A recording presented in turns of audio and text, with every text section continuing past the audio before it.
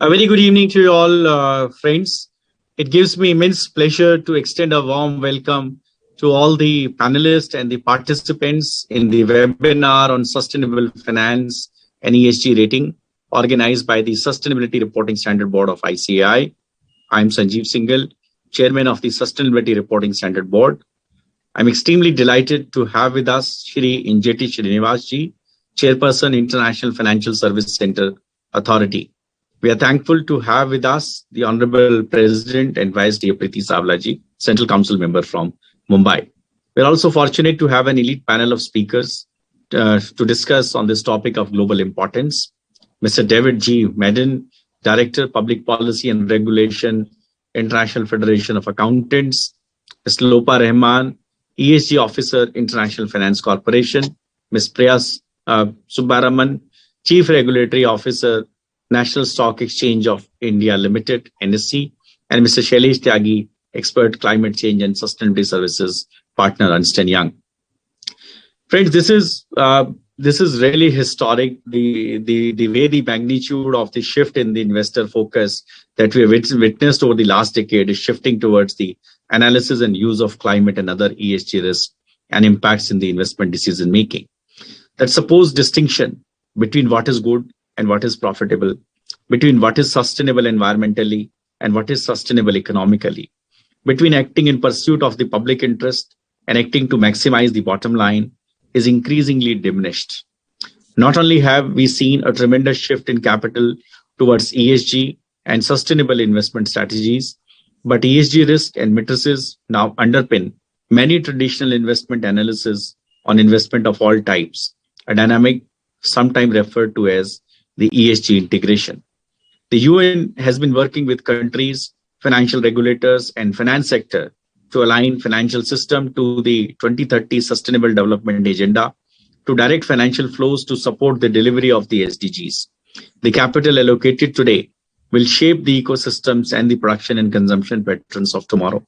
The role of sustainable finance is very crucial in making India's economy resilient to the climate change impacts. The financial sector can play a very vital role in mitigating the overarching climate change risk by diverting capital from the carbon emitting sectors to the carbon mitigating sectors. Friends, with increasing global focus on the ESG impacts on society and enterprise value, the launch of consultation on first two proposed standards by the ISSB is a key step towards consistent, trusted, and investor-focused corporate reporting on ESG issues. Through better reporting and disclosure, financial regulators and policymakers can identify and assess the quantum of financial assets in the financial system exposed to the climate change risk. Better disclosure on climate change can help regulators and financial authorities make informed and appropriate policy and regulatory decisions to manage the risk emanating from climate change. The use of ESG ratings and data products has grown considerably in response to investors' mounting interest in investing in companies that take account of sustainability in the way they run and operate. ICAI is committed towards the research activities, capacity building, and training of its members to enhance their professional skills and competencies for proper integration of business practices in line with the global sustainability framework. As chairman of the board, I would like to share some of the initiatives taken by the board so far. These are, number one, release of the standard on assurance engagement, SA 3410, assurance engagements on the greenhouse gas statements. Technical publications like the background material on BRSR, called as Business Responsibility and Sustainability Reporting, publication on Sustainable Development Goals, Accountants Creating Sustainable World, a series in 3 parts, part 1, 2, and 3, and benchmarking model on BRSR and named as Sustainability Reporting Maturity Model version 1.0. ICAI also organized ICAI International Sustainability Reporting Awards 2021 and the International Awards. The idea was to promote sustainability, gender equality, and climate change. ICAI has also developed corporate films on simple steps to make our planet sustainable in 2 languages, English and Hindi. We also invited innovative, practical, and elaborate ideas and suggestions from our members to make the offices of chartered accountants carbon neutral under the carbon footprint challenge. The board also identified champions of SDGs by requesting members to take part in the UN Fun Quiz on SDGs. The board also launched ICAI Sustainability Literacy Drive to strengthen the SDG agenda and developed short videos on each of the 17 SDGs and 2 awareness videos on role of MSMEs and households in achieving the sustainable ecosystem. The board also had meetings with regulators, both national and international, namely the UNCTAD, SAFA, PAFA, SEBI, MCA, NITI Aayog for partnering in sustainability initiatives. Board has also interacted with IFAC, IIRC, GRI, and sent comments to the IFRS Foundation. The board has organized 12 global webinars and virtual CP meetings in last 2 years on various technical subjects of sustainability with a combined viewership of more than 18,000 members. For capacity building of the profession, we have conducted 9 batches of the online certificate course on BRSR. I'm extremely happy to announce that the 10th batch on the BRSR will commence from May 4, 2022.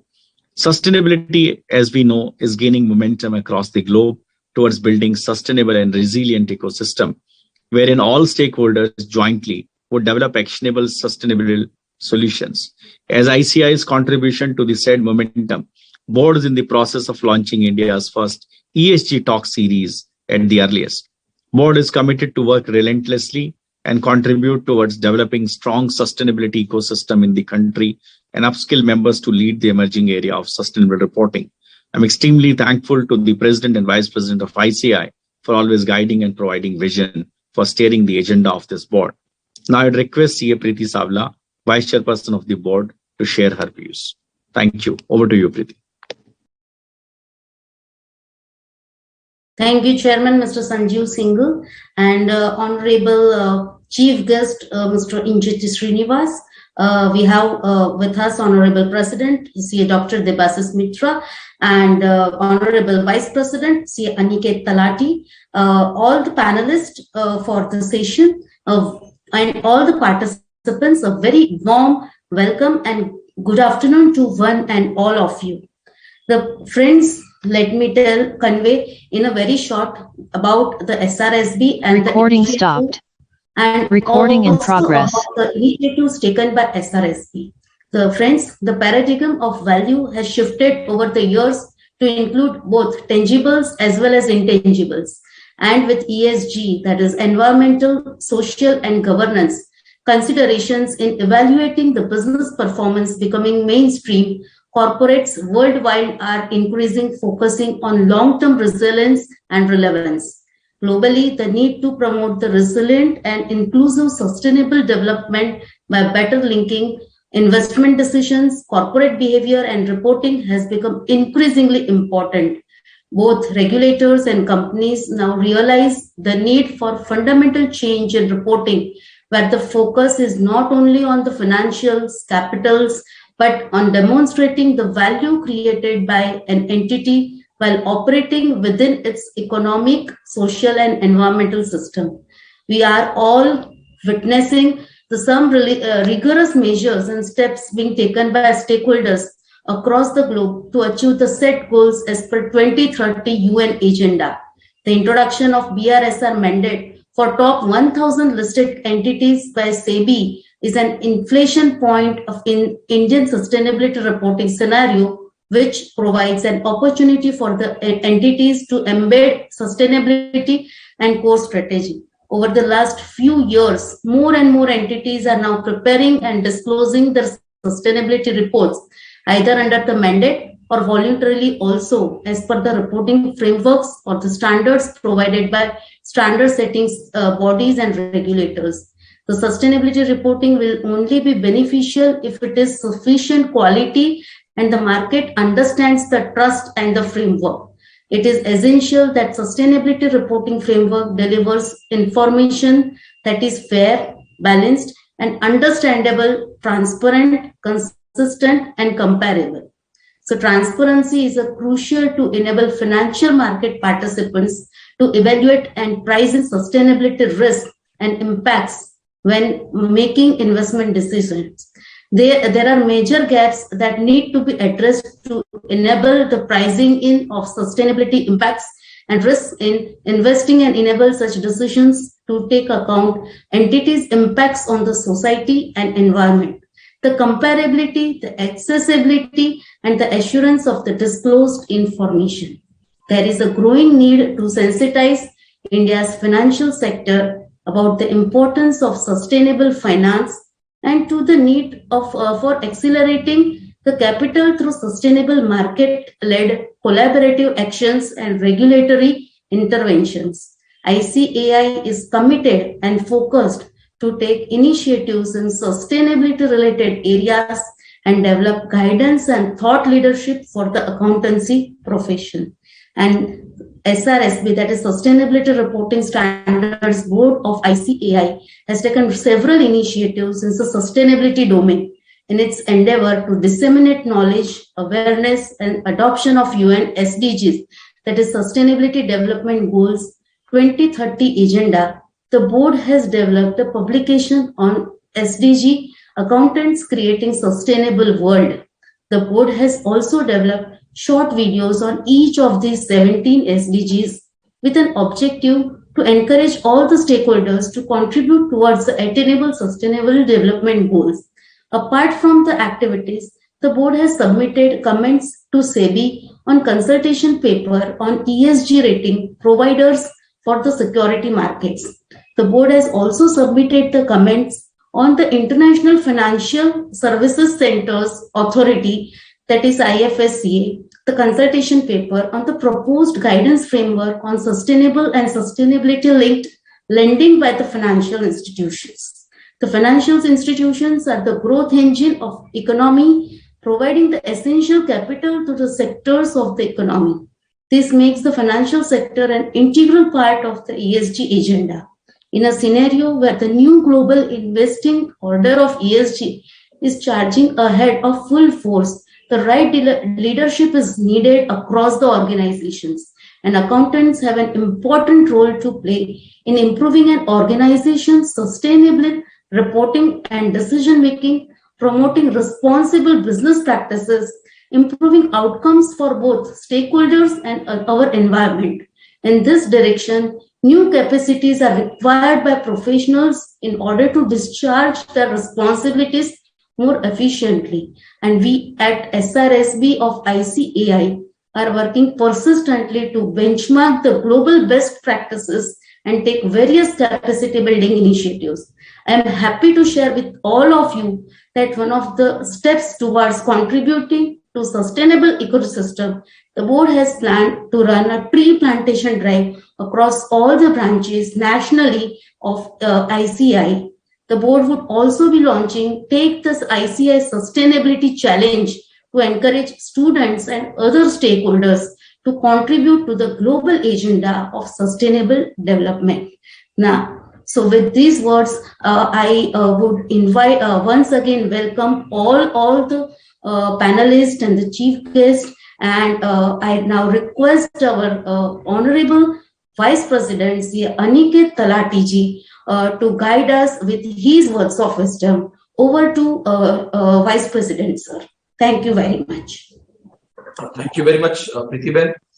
Most respected, the chief guest for today's webinar on sustainable finance and ESG rating, past MCA secretary and of course currently heading very important IFC. Sir, in fact, today you are in my home state of Gujarat and I am here in Delhi. So thank you so much, sir, for joining us. And yes, the virtual world makes it possible. To the Honorable President of the Institute, Sri Dr. Debashish Mitraji, the chairperson and vice chairperson of this very important board, which I think ICAI can take a lot of pride with humility in saying that we are probably the first accounting organization in the world to set up a sustainability reporting standards board, and which has been led by the founder chairman Sanjeev ji and now ably assisted by Priti-ben. The three speakers who are going to deliberate on this very important topic. A very good afternoon to all of you. I think a lot of good information has been shared by both the chairperson and the vice chairperson about the importance of sustainability, importance of sustainable finance. And let me just go to yesterday when I was interacting with some members back in Ahmedabad who had recently come from different parts of the world and all chartered accountants. And I was so amazed to hear from that when even they are making small decisions of maybe purchasing something from a superstore and they are buying and market from the market a product. They in fact are now scanning to the company and looking at the ESG compliance before making choices of buying products from a supermarket. That is the level in certain countries. And it was, for me, being somebody in India, very astonishing, surprising, but at the same time, very heartening to note that this is the level of understanding people have taken for sustainability. And more importantly, as we say in the Maslow's theory, as people's requirements are met and they move up the value chain, I think they pay more importance to such things. And today, I think India is at an inflection point where we have, of course, been able to take millions of people out of poverty and are now looking to lead the world and the global value chain. And in this regard, I think what better for us as the professionals and the chartered accountants to see that finance, which not only is the backbone of industry, but in fact is the bloodline and serves as the energy for everything that we do in terms of economic activity, is also now looking at ESG. And all the activities that Sanjeevji mentioned, the work that the board has been doing extensively with SEBI, with other regulators on this front. And more importantly, the smaller aspects of sustainability, which we are trying to build amongst our members, our student community, to ensure that sustainability becomes not just a talking point, but something cultural and imbibed within all of us. I think the larger aspects of these standards, ratings, finance, and working towards ensuring that as partners in nation building, we're able to give this message across that this is going to be the future. And I'm reminded of the 1st of July when Injati sir had addressed all the members and he had given one quote saying that chartered accountants are the steel frame of corporate governance.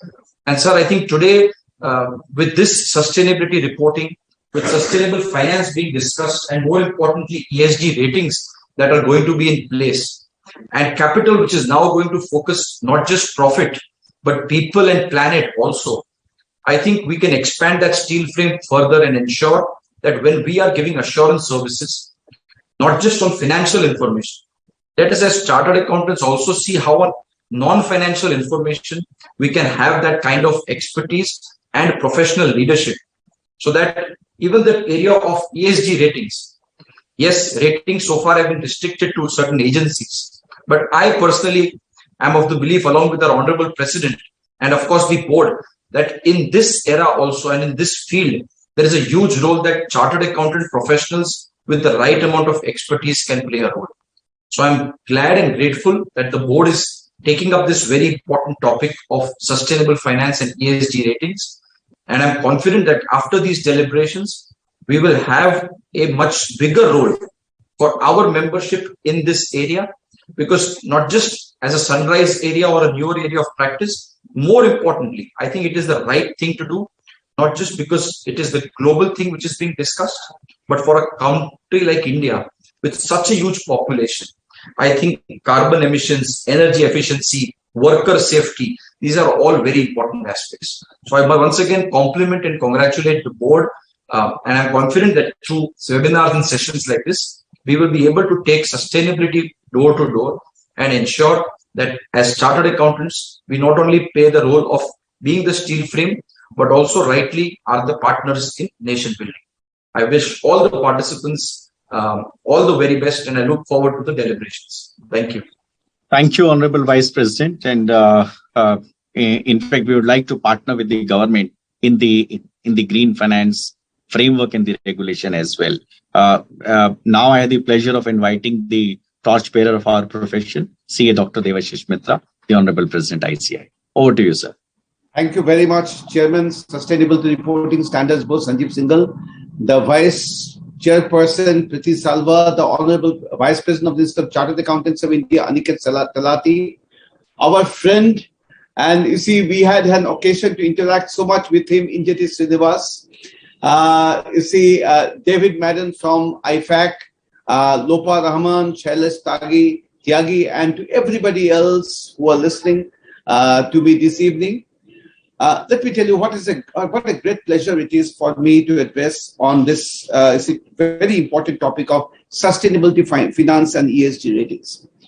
When I passed out chartered accountancy about more than 30 years back, we were taught about only one P, that is profit. When I came into the institute about 6 years back, it was still profit. But the last 2 to 3 years, courtesy people like Sandeep Singhal, it has become 3 P's for me. It is profit, people, and planet. Because whenever I talk about one P, you'll say that there are 2 other P's which you must not forget. It is profit, people, and planet. So you see, things have changed. And now, whenever we talk to people of eminence, our calling card is the Sustainability Reporting Standards Board, which we have developed. The other day, the Vice President, Sanjeev Bhai, and the Priti Sawla, we were talking to the Executive Director of SEBI. And, when you go into SEBI, you think of talking about listed company audits. But he was telling us about sustainability reporting and, of course, how we can develop the social audit standards. Then he just came across and said, how did you think of putting up this board? Because this Sustainability Reporting Standards Board that we have today is one of the first in the world, I think. And, the Institute has been a leader in so many things. And I'm extremely proud that, we have the Sustainable Reporting Standards Board and doing so well. Today, all of us are aware that we are hosting the World Congress of Accountants, which is the Olympics of Accountants. David will be knowing it very well because it is being organized under the aegis of IFAC. So, and in the first time in the more than 100 years of history of this World Congress, India is hosting it. And when we were developing the theme for this conference, everybody who were discussing, even from IFAC, they said, whatever you do, but the word sustainability must be there in the theme for the conference. Right. So, today we have a theme, building trust and enabling sustainability. And let me tell you how important it is when Sanjeev Bhai says that, we have got 9 batches relating to the business responsibility and sustainability reporting, which SEBI has introduced for 1,000 top listed companies. We are very excited about this. And we are very excited that we live in this era of sustainability. We are very excited to talk about newer things like carbon emission, climate change, a bit veering away from our core areas of audit, in which sometimes we are criticized, but at least we know that on sustainability, whenever we speak, we will be only getting praise. So these are one areas in which, we are now speaking on sustainability, and Institute takes great pride in being a leader in this area. I would once again like to compliment this board for having this kind of panel, very erudite and eminent panel, and I have no doubt that that those attending this program will go back feeling extremely enriched. I am really, really thankful to the board for having made me part of this program, and I wish the program all the very best. Thank you very much. Thank you, sir, Honorable President ICAI. And now it's my pleasure to introduce our keynote speaker and chief guest, Shri Jyoti Srinivas, Chairperson, International Financial Services Central Authority. Shri Jyoti Srinivas belongs to the 1983 batch of the Indian Administrative Services. He superannuated in May 2020 after serving 37 years in various leadership roles in the Government of India and the Government of Odisha. As the Union Secretary to the Government of India in the Ministry of Corporate Affairs, he played a stellar role in the implementation of several major economic reforms, and we had the pleasure of working under his ministry directly. His areas of specialization include, among others, corporate law, industrial policy, foreign direct investment, developing financing, and MSME development. He assumed the responsibility of the first chairperson of the newly established International Financial Service Centre Authority, a unified financial regulator for International Financial Services Centre in India in July 2020. And recently, IFSCA came out with a consultation paper on green finance, to which the Institute has duly responded. So we look forward to hearing from you, sir, and contributing in whatever manner we can to this important cause. Thank you, and over to you, sir. Thank you very much, Mr. Singhal. Mr. Debashish Mitra, President ICAI, Mr. Aniket Sunil Talati, Vice President ICAI, Dr. Sanjeev Kumar Singhal, Ms. Preeti Paras Salva, Mr. David, Mr. Tyagi, other dignitaries, distinguished panelists, ladies and gentlemen.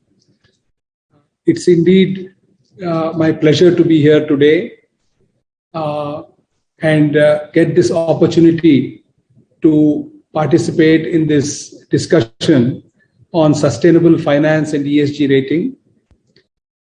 At the outset, I would like to compliment ICAI and the Sustainability Reporting Standards Board for organizing this webinar on a subject matter which calls for an immediate and comprehensive global response. I think it is a very, very commendable initiative taken by ICAI to be one of the first accountancy institutes in the world to set up a Sustainability Reporting Standards Board. And it has been given the mandate of developing comprehensive, consistent, and comparable standards for measuring and disclosing non-financial information of entities to measure their alignment with the Sustainable Development Goals. I think when we talk about sustainability, it's always related to growth. While growth is extremely important for development, it is very necessary that the growth is made in a responsible manner so that it leads to sustainable development. So, sustainable finance becomes a critical element here, because if finance is available only for those activities which are sustainable, then it would lead to sustainable growth. So in a way, finance can play a critical role in shaping the nature of growth and in ensuring that we have sustainable development. When we look at growth, typically there are several challenges. One is that of climate change, the challenges it poses.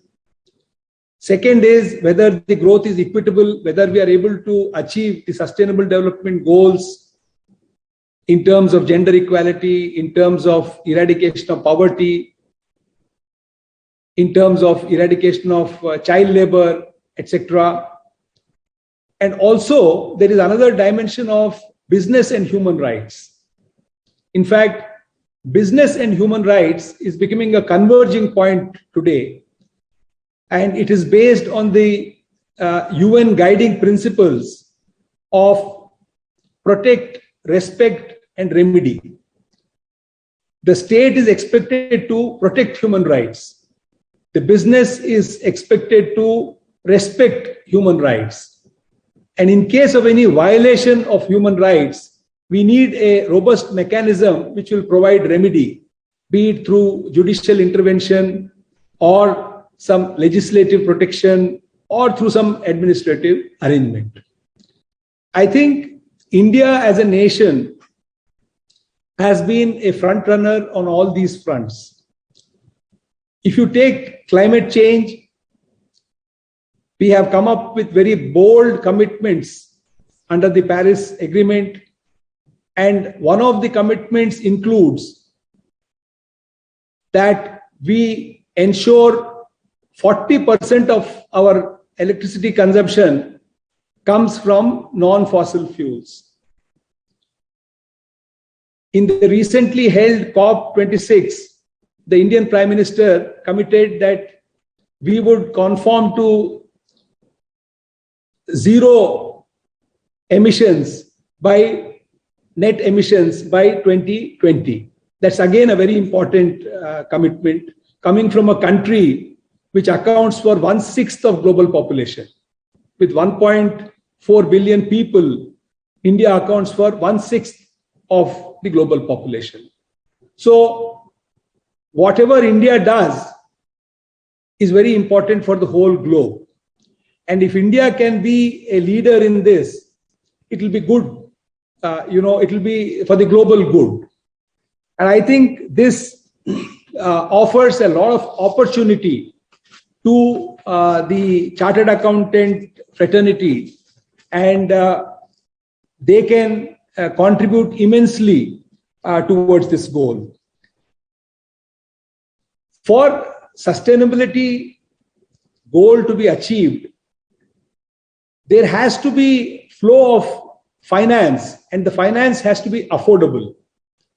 So one of the important things was that the developed countries will have to play a role in providing finance to the developing world and to the least developed countries for being able to move towards sustainable development. I think this is again an area which brings us to the question that what has to be satisfied for finance to flow into certain sectors? What is the guarantee that those activities conform to the sustainability requirements? It is in this context that audit plays a very important role. As I mentioned, auditors are often referred to as gatekeepers of corporate governance. Auditors have to play a very important role when it comes to identification, measurement, rating with respect to sustainability and sustainability linked finance. So if we look at the global trends, we find that over the last few years, there has been increasing flow into sustainability related products. For example, in green bonds, last year at the global level, 0.5 trillion was raised, $0.5 trillion were raised. And there is an estimate that in 2025, it may touch 5 trillion. Similarly, when we look at other, debt instruments like ESG bonds or transition bonds or, sustainability linked bonds, here again we find that the investments into these instruments is increasing over the years. Even governments have come up with sustainability bonds in the shape of sovereign green bonds. Recently, the United Kingdom raised 10 billion pounds, through the sustainable green bonds. Even the Indian finance minister, in her last budget speech, announced that Government of India will raise, sustainable green bonds and use those proceeds to finance projects which are directly promoting sustainability. I think whatever is happening so far, again, is very, very minuscule when compared with the quantum of finance we really require. As per an estimate, done by McKinsey, if at the global level we have to achieve zero emission by 2050, the requirement of finance will be the tune of $9 trillion per annum. Where is $9 trillion and where is, the few hundred billions or which we are raising at this juncture? So this will have to multiply manyfold. For that to multiply manyfold, we'll have to have some very robust systems in place. Already, there are lots of doubts about, the deployment of green finance. We often hear about, serious concerns regarding greenwashing. And even with respect to ESG ratings, there have been a lot of concerns. The most recent one being, in the ongoing, Russian-Ukrainian crisis, when it comes to some of the companies which have very high ESG ratings, but there have been questions that they have been operating in such jurisdictions which really don't have much concern for sustainability. So many regulators have also come up with many initiatives. For example, the FCA in the UK, has introduced the TCFD, aligned disclosures for companies, for life insurers, for pension providers, for issuers of listed shares and depository receipts. Even the Singapore Exchange has come up with similar measures. In fact, they have made it mandatory, reporting obligations for some sectors, such as financial sector, agriculture sector, food, forest produce, construction, and transport. In the same way, the IFSCA, the International Financial Services Centers Authority, located in the GIFT City, we have also come up with comprehensive regulations, and we have, recognized, global standards for listing of such instruments on the international exchanges.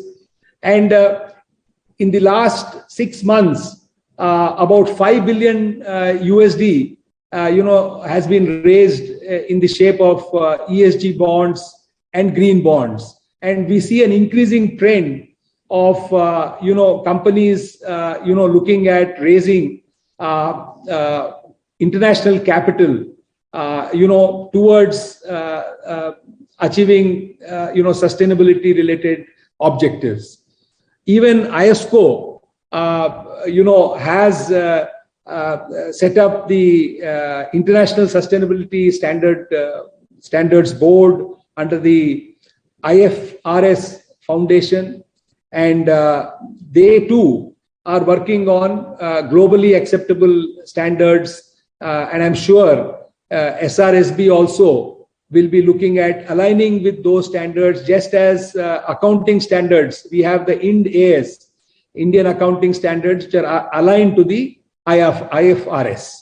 So I think now this provides us with a very opportune time to develop these capacities. Mr. Talati mentioned that the auditors can play a very important role in certifying, these disclosures, and in giving this ratings, etc. I think they can play an enormously important role. In India, we have around 3.25 lakh practicing chartered accountants. We have another 5 lakh, that is 500,000 students who are appearing for the examination to become chartered accountants. So we have close to 1 million people.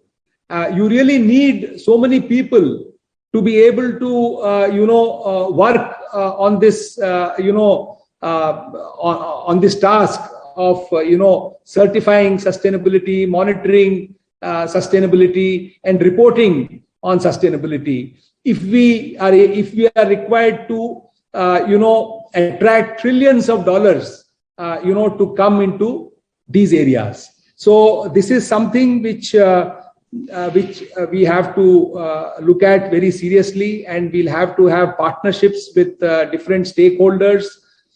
One important observation which I would like to make here is that we need to look at various things which will become more and more important in future. For example, there is an issue of longevity finance.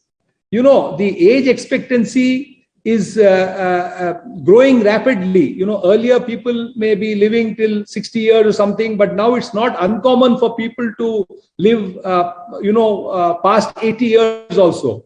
And the expectation is that with so much advancement in medicine, you may find people, ordinarily living even 100 years. So what happens, especially in a country like India, after retirement age, because 60 years is the typical retirement age, you declare the person unproductive and unworthy of any finance. In India, if you want to raise a loan after 60 years, it's next to impossible. So when we talk about in order to see that even the silver generation is productive, when we talk about sustainable finance, maybe looking at products which support the elderly should also be one of the important concerns, just like gender equality. And in IFSCA, we are in fact thinking of organizing a hackathon, for silver entrepreneurs. That means entrepreneurs who are 60 years and above only are invited to participate in that hackathon and then develop products which are, related to longevity finance. So I thought when we are talking about this, one more important point which I would like to highlight is transition. For large countries like India, we also have to look at transition finance, because we have so much of thermal, fossil fuel based electricity generation. Now those companies, we should make available finance for them to transition into more green operations. So this is one area, because typically in the existing standards we don't categorize them under green. So then they will not be able to access finance. So for a limited period of time, maybe for 10 years or 15 years, we must have this separate channel of a transition finance, so that the financial sector can fund these sectors and still get the credit of sustainability. As per an estimate, we require around $17 trillion investment if we need to meet our objectives, both in terms of climate related commitments and SDG commitments. Out of this, about 7 trillion may be generated or supported through our domestic investment, but the rest will have to come through international capital flows. So I think it's a great opportunity. The whole world is moving towards this sustainability, and India will have to play a big role. And within that context, I think the Institute of Chartered Accountants of India can again play a very important role. And I'm sure in collaboration with IFAC and IFRS, etc., we will be able to meet our obligations. Thank you very much. Thank you very much, sir. Thank you. And we really thank you for having faith in the Institute of Chartered Accountant of India. And we can assure you that we will come up to the expectations. Thank you. May I now request Preeti to kindly introduce Shailesh and invite him for his presentation.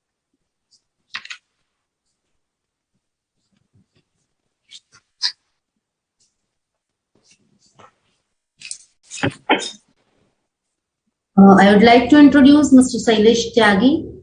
Mr. Shailesh Tyagi is a partner at Climate Change and Sustainability Services in a leading firm. He specializes in ESG strategy and maturity enhancements, impact-based materiality assessments, decarbonization, transition pathways, and safety performance management. He has over 2 decades of experience and has served several global and Indian clients in addressing their environmental, social, and governance risks and driving responsible investment agenda.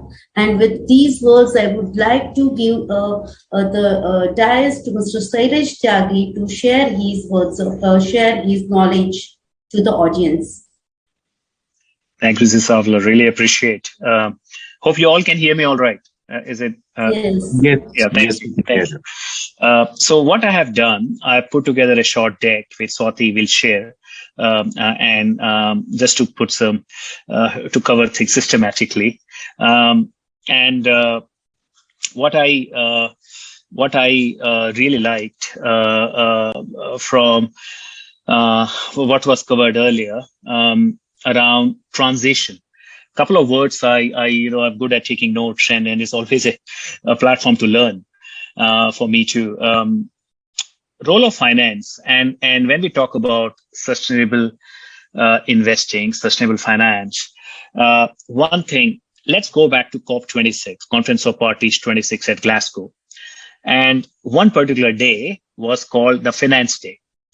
And the spotlight was on big commitments, big announcements, where nearly 500 global financial services firms, they agreed to align US 130 trillion.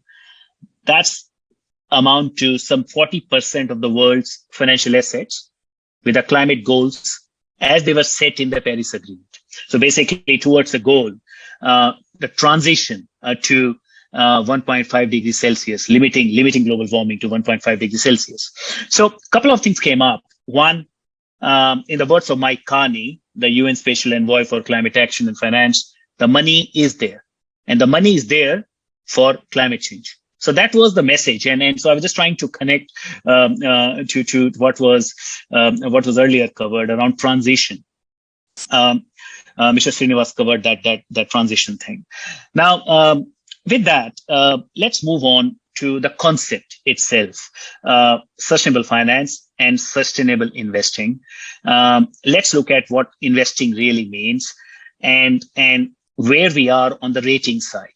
I'll try to finish it on time. I know we are running a little bit late, so I'll rush and happy to take any questions later on.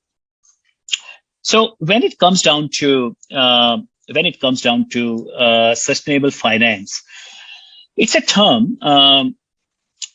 If you look at from the gamut of, let's look at three terms. The concept of sustainability, and we heard about people, planet, and profit. The triple bottom line, socio-economic environment. Or now we talk about environment, social, and underlying decision-making, ESG governance. So that's sustainability. Then, of course, we have businesses and we have finance. And we look at these three terms from who is providing the capital, so providers of capital. So what is the role of finance, especially providers of this capital in supporting businesses in achieving various sustainability goals? Then we go and look at, we have climate change and other sustainability issues. Outside in, inside out for businesses, their activities are impacting the world, and the world activities like energy transition is impacting them. And then we go and see, okay, how do sustainability issues impact businesses, therefore providers of these capitals? So think about financial risk and opportunities. And then we go and look at equities and debt. We look at sustainable investing, and then we look at sustainable financing. Now, the difference between the two, I'll start with that. Sustainable investing, we are essentially looking at publicly traded equities. We are looking at how you're incorporating sustainability considerations into various investment strategies. Exclusions, ESG integration, we hear about these things. How we look at the linkage to financial performance. Do we understand it? The real world impact, mostly through engagement. So that's one side of sustainable investing. When we look at sustainable financing, we are essentially looking at debt financing, bonds and loans. There are some new instruments which are designed that incorporate environment and or social aspects. The focus is on firms who choose to borrow sustainably. So that's what we are looking at. Now, the question comes out, is there a financial advantage? So those questions come up, which we'll explore. And then the other aspect would be, does borrowing sustainably affect what the company does on environment and social? That is, does it have that real world impact? So I think from that lens, if we start to look at sustainable investing and sustainable finance. Now, talking about sustainable finance, if you look at the annual sustainable debt issuance from over the past 5 years, it's almost doubling up every year. If you look at the numbers in 2020, and here we are looking at everything from sustainability-linked bonds to sustainability bonds to green loans to social bonds and green bonds. It's all in 2020 numbers, but around in north of $700 billion. And last year, 2021 alone, it rose to in excess of $1,600 billion. So it's a massive rise there. So if you go to the next slide, Swati, thanks for your help on this. Now, we hear a lot around the developments. We hear about backlashes as well. We hear about, you can say, the growth. But it's originally, when we were looking at the world of sustainable financing, we were looking at green bonds and loans, basically debt financing with proceeds earmarked for environmental or green projects. This is what we're hearing. And it surpassed 700 billion. As you can see, there is close to 35 trillion invested in sustainability. We are hearing a lot around ESG boom.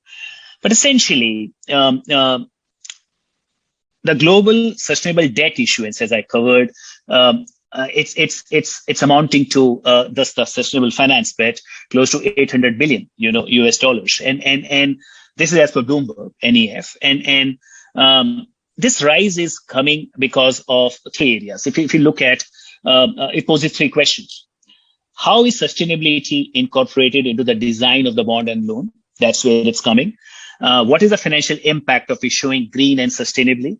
And the third aspect would be, does issuing green sustainably have a real impact? That is, how it's supporting the transition to low carbon economy. We covered that. Mr. Srinivas covered that. And how we are promoting sustainable business practices in general. So those are the aspects. We go to the next slide, Swati. Now, I covered the concept of sustainable investing, but when we look at the concept of investing, we essentially look at how we are integrating sustainability into the financial product or investment strategy. Is it possible to do well by doing good? These kind of questions come up when we talk to our clients. Back home in Australia, what I have seen, the question was around, is there a financial outperformance or there is an alpha? Does sustainable investing have real world impact? This concept was loud and clear. That's how it's really supporting me, as I said, towards low carbon economy or promoting sustainable business practice in general. Same question. That's in common. Now, couple of things we look at. One, in terms of how it's being done. Is it done through ESG integration? Are we looking at corporate engagement and shareholder action? Are we looking at norm-based screening? There's a lot of companies looking at, it started with negative screening or exclusionary based. Nowadays, we are seeing a lot in best in class and positive screening. One way or the other, we are moving towards impact investing. We are looking towards community investing. We are looking at investing to achieve positive social and environmental impacts, which requires measuring and reporting against these impacts. How you are demonstrating intentionally to investors and underlying asset and investee and demonstrating the investor contribution. So that's where we are going. We go to the next slide. In terms of the growth, when we see there's massive growth in this space. When we look at the world of sustainability investing, as you can see, and I've covered this, the country-wise, if you look at a lot happening in Japan, and we have seen some of the areas I've covered in terms of how they go about it. I've personally seen a lot of growth in Australia and New Zealand, but United States is when it comes to ESG integration, in creating that impact, a lot happening there, and it's holistic. When we look at holistic, it's a lot in terms of let's look at ESG from the lens of impact creation, impact valuation, and let's measure this impact in quantitative and qualitative terms. So, conscious of time, Swati, if you go to the next slide, please. Now, this is something as I covered. What is the difference between the two aspects? And no matter what we call in terms of the difference, I mean, when we look at assets and asset management, there are a wide range of equity and fixed income investment strategy and products companies are looking at. Same way on the debt side as well, we have plenty. But I would like to address the whole concept from a statement by Mike Carney, ex-governor of Bank of Canada, Bank of England, who came up with this drive around task force on climate-related financial disclosure. The concept was a sustainable financial sector, one where social and environmental dimensions are integrated within financial decisions. That's where the whole concept of sustainable finance came. As we see on the slide, and that defines the two. Of course, I've explained the differences, but the concept is how well you're integrating, how well you are embedding ESG into your decision making on the financing side, the one you are doing in-house and the one you are approaching the market. Moving on, Swati, please. Now, a lot of these regulations have come up, and the one which is really driving this space is EU taxonomy. It's in advanced stage. You'll see a lot of reporting requirements coming out of EU taxonomy. We have SFDR, the Sustainable Finance Directive. We have a lot of work around carbon border adjustment mechanism, CBAM. But what it is, how well we are integrating these concepts towards adaptation, mitigation, sustainable use, circular economy, how we are looking at not only greenhouse gas emission, but pollution as well, SOx, NOx. And the World Earth Day theme of biodiversity, how we are looking at restoration. Some of the work done by WWF, the likes of Pawan Sukhdev of the world, that's where a lot of the world is moving towards that. And in that, the financing bit comes in, the role of sustainable finance comes in, climate bonds as an example. So moving on, ratings. Now, ESG rating is something I've been personally involved.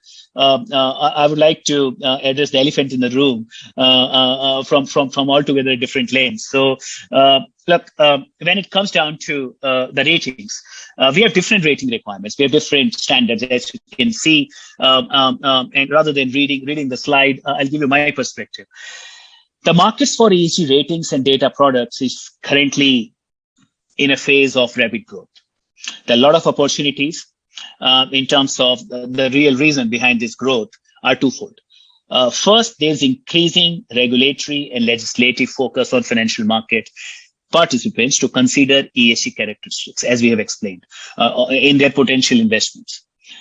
Some jurisdictions, they have imposed mandatory regulatory obligations, climate risk assessment as an example. Secondary, there is increasing demand from investors. Every time we are approached and they say, hey, we really need to look at the ratings, improve our strategy, short, medium, long-term interventions.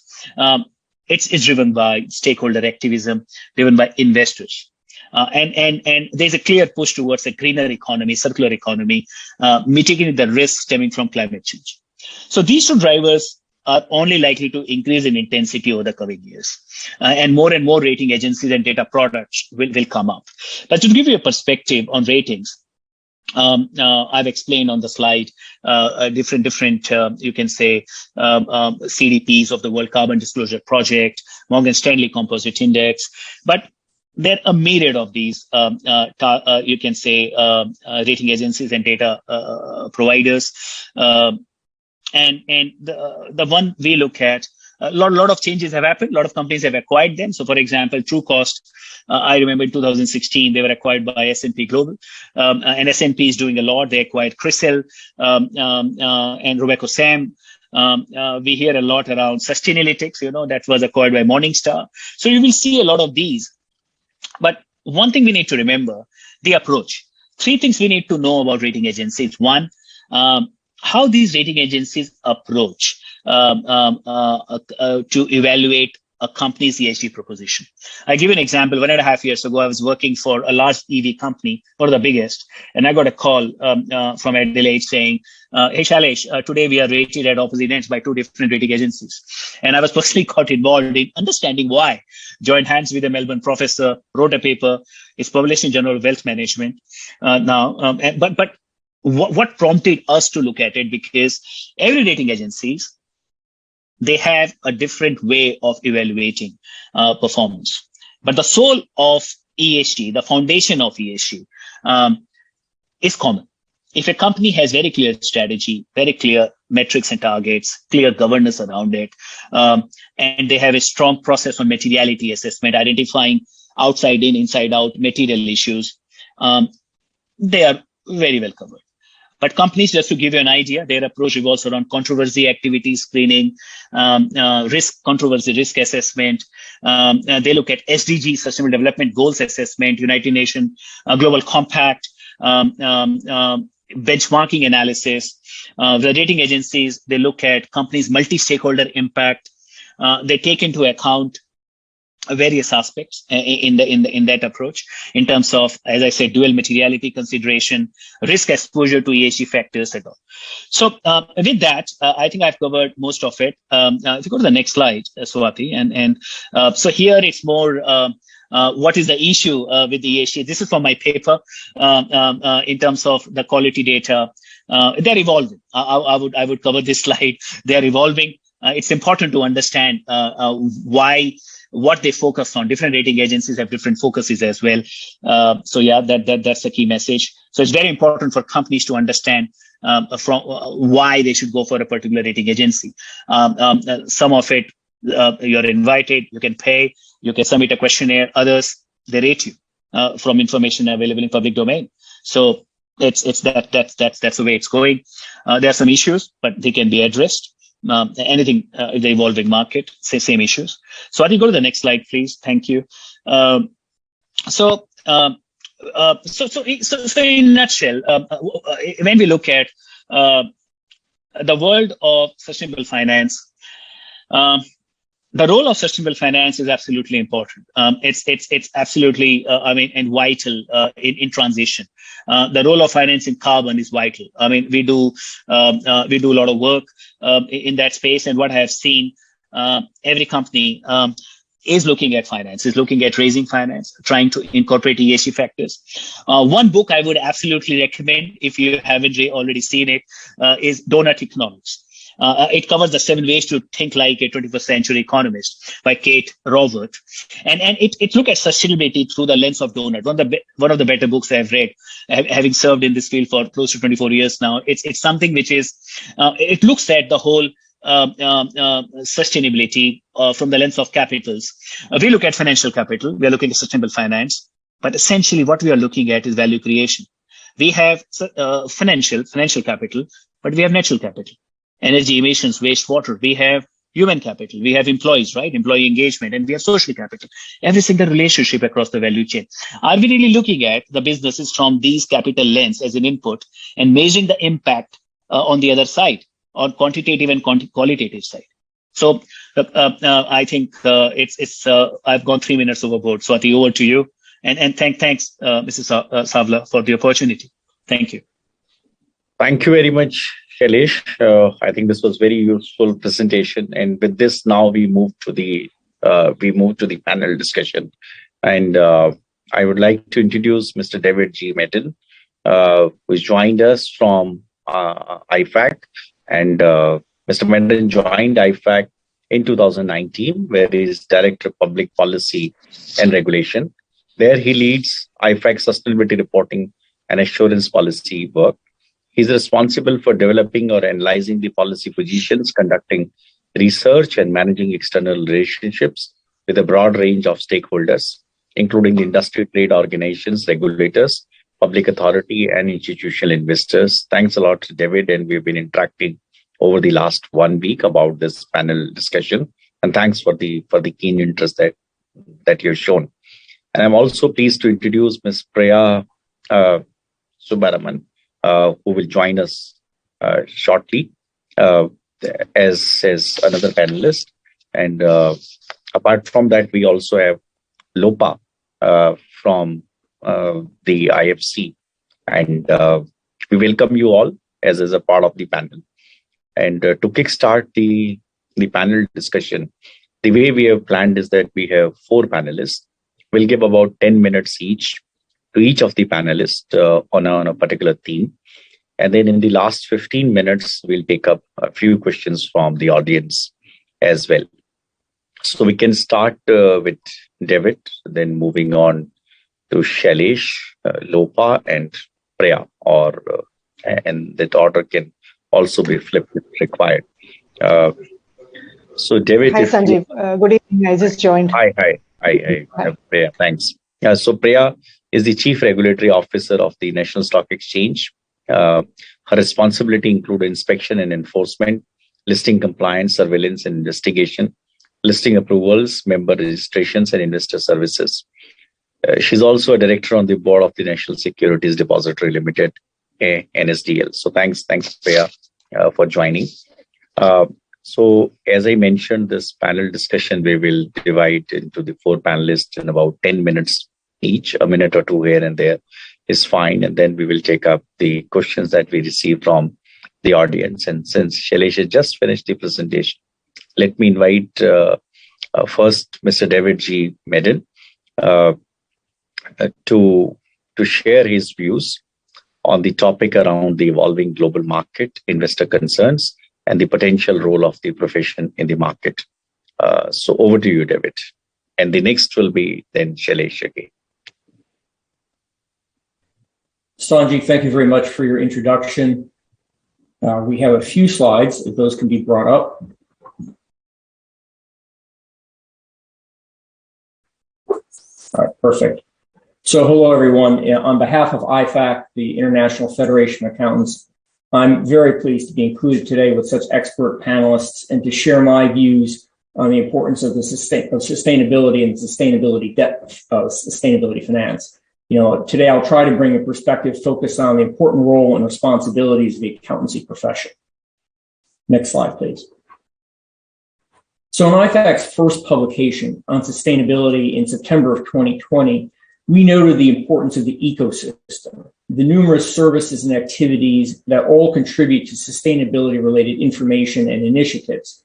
So this obviously includes sustainable finance activities, as well as the services of numerous providers of sustainability ratings, rankings, and indices. We call on all of these information providers to embrace the development of global reporting requirements on sustainability so that consistent, comparable, reliable, and assurable information can be the foundation and be incorporated into all of this work. Whether you are a passionate climate activist or a policymaker focused on sustainable finance markets, or a portfolio manager simply trying to maximize returns, our view is that we all need high quality ESG or sustainability information in order to make informed decisions. So as the well-known journalist Gillian Tett from the Financial Times jokingly said last November upon the announcement of the formation of the International Sustainability Board, we all need good plumbing. So before I talk about the plumbing, I would like to discuss work that IFAC has recently participated in with CPA Canada on sustainable finance, green bonds and sustainability-linked bonds in particular, but more generally speaking, the sustainable debt market. We see sustainable debt being comprised of 2 main categories: social, green, sustainable use of proceeds bonds, that's the first, and sustainability-linked bonds. In use of proceed bonds, green bonds are the most common. The issuer must use the proceeds from the debt issuance to finance eligible green projects. So, for example, the construction of an energy-efficient commercial or residential building. A sustainability-linked bond does not restrict how the issuer uses the cash. Rather, some structural characteristic of the bond is tied to the issuer's sustainability activities. So, for example, if the issuer fails to meet a lower greenhouse gas emissions target, then the borrower may be forced to pay a stepped up rate of interest on the debt. This is a rapidly growing market, as many have already said today.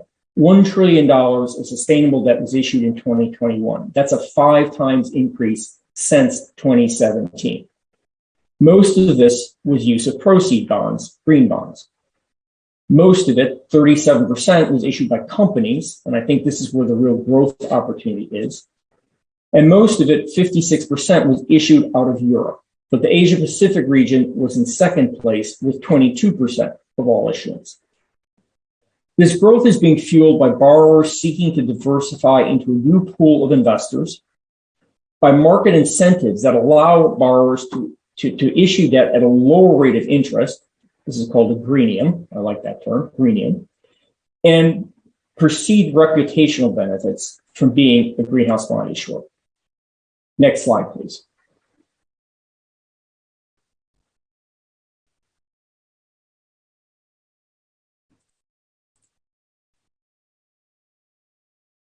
As with any new and rapidly growing market, there could be challenges.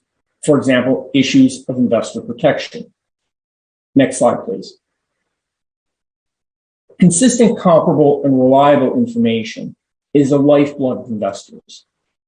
But we currently have an evolving, fragmented regulatory market dominated by voluntary frameworks and taxonomies. Greenwashing, which has already been mentioned today, which is conveying a false impression or providing misleading information, is another potential risk, be it intentional or unintentional. What if a company is retooling, phasing out old manufacturing facilities? The motivation is to increase efficiency, develop new product capability, or to relocate to tap a lower labor cost. Coincidentally, the new facilities will be less energy intensive. Well, should an investor purchase a green bond issued by that company at a lower rate of interest to finance these new plants? Or should that investor realize that energy efficiency was not the objective and simply buy a higher paying coupon bond, a general purpose obligation issued by the same company? So I don't know the right answer to that question, but will investors have the information they need to make this decision? Another potential challenge is third-party verification or assurance. Most green bond issuances include something called a pre-issuance second-party opinion, which examines whether a bond meets certain principles consistent with being a green bond or sustainability-linked bond. These are not insurance engagements done by professional accountants, at least not currently. Once bonds have been issued, is the level of verification and information an investor receives in an annual bond report the same as what investors are used to getting with respect to audited financial statements? Typically, it's not the case. So the bottom line, from an investor perspective, these debt instruments are complicated. There are no bond ratings from S&P or Moody's, as there is on conventional debt, and there are no mandatory standards governing their issuance. So how can our skills and expertise as professional accountants be used to protect investors and to help ensure the credibility of this important and growing market? So first, there's much work that goes on inside of a company before issuance. Accountants working for an accounting firm in an advisory capacity for a client or as part of a company's finance team can help assess what type of sustainable debt instruments are best for the company, according to voluntary principles, such as those that are published by the International Markets Association, or ICMA, as well as taking into consideration standards, but the really best practices and not requirements, that have been developed by the Climate Bonds Initiative, or CBI. These address what qualifies as not qualified as a green bond. And then importantly, data gathering systems all need to be assessed or developed to support a company's green bond issuance. Next, look at company reporting. I already mentioned annual bond reports keep investors apprised of how capital has been allocated, for example, in a use of proceeds bond. Preparing these reports. And then finally, there is the verification or assurance that I have mentioned before. I think it's clear that there is an important role for accountants in bringing integrity and sustaining confidence in this important sustainable finance market. Next slide, please. So now let's spend a little time talking about the plumbing that's needed to support sustainable finance, the green transition, the attainment of the SDGs, and the critical role of enhanced corporate reporting that includes ESG information. Last year, IFAC examined 1,400 companies from the G20 nations plus Singapore and Hong Kong. We found that 68% of ESG reports use multiple frameworks or standards. Some preliminary data I received last week suggests this is now as high as 80%. We think this situation is the barrier to consistent, comparable, reliable, let alone assurable information, and we see an important role for the new International Sustainability Standards Board in eliminating this confusion. The objective of the ISSB is to develop a comprehensive global baseline of high-quality sustainability disclosures that are designed to meet the information needs of investors and global capital markets. Some jurisdictions, and India is an excellent example, will want the flexibility to add reporting requirements beyond those that the ISSB develops. Next slide. So what I've just explained is more typically referred to as a building blocks approach. The recent memorandum of understanding between GRI and the IFRS Foundation spoke of a two-pillar approach. So block one, pillar one, are disclosures that address how ESG factors have an inward impact on company performance and enterprise value. Block two standards are supplemental, and they often focus more on multi-stakeholder information needs or impact materiality. So if the ISSB provides a global baseline of investor-focused disclosures, then requirements reporting Standard Board of India can decide what else they may require for local companies to report to complement the work of the ISSB. Next slide. So what is the role of the accountancy profession in this plan? IFAC recently circulated to our global membership a call to action, spelling out our role as enablers who can assist in a transition towards more sustainable companies and markets. We think it starts with support for the ISSB, as I explained above. Second, we must leverage the fact that professional accountants are at the center of information flows and decision-making, and we can use our skills and competence to connect financial and non-financial. So I want to say more about this point. This connection is critical to developing an integrated mindset, at least that's our term for it, within companies. This is the foundation for better decision-making by senior management, better oversight by boards of directors, better corporate reporting that truly enhances communication with stakeholders, and ultimately assurance of ESG and financial information in a value-added and interconnected way. Next slide, please. Finally, our call to action focuses on 4 areas of our day-to-day work as professional accountants. We believe that we must be proactive in reporting the effects of climate change in the financial statements. That we must try to break down ESG versus financial information silos within companies. That's the integrated mindset idea. That we must try to and work towards integrating ESG subject matter into our own existing foundational skills and competencies of professional judgment and the integrity that defines what a professional accountant is. And we must work where we can to advocate for smart policymaking. We believe this is what the accounting profession can and must do. So final slide, please. In conclusion, it's all about accelerating sustainability. A harmonized global system, good plumbing for reporting sustainability information, both the financial materiality and the impact materiality helps accelerate sustainability. It'll provide high quality disclosures that address the climate crisis. It helps companies and their stakeholders assess progress towards sustainability objectives. Through accurate measurement reporting, it promotes an integrated mindset, which leads to more sustainable companies that creates long-term value for investors and society. All this ties in with our focus today on sustainable finance and promoting the transition to stronger, more sustainable markets and economies. So with that, I say thank you, appreciate your attention, and look forward to answering any questions. So thank you very much, David. That was indeed useful, very useful. And we'll come back to you at the end of the panel discussion if there are any questions from the participants. In fact, there are many questions that we have received, but my priority is to finish the panel discussion first. Let me now invite Shailesh once again. And Shailesh, can I request you to briefly talk about on scaling up green finance in India and the need to accelerate the transition towards a low carbon economy? Thanks, Sanjeev.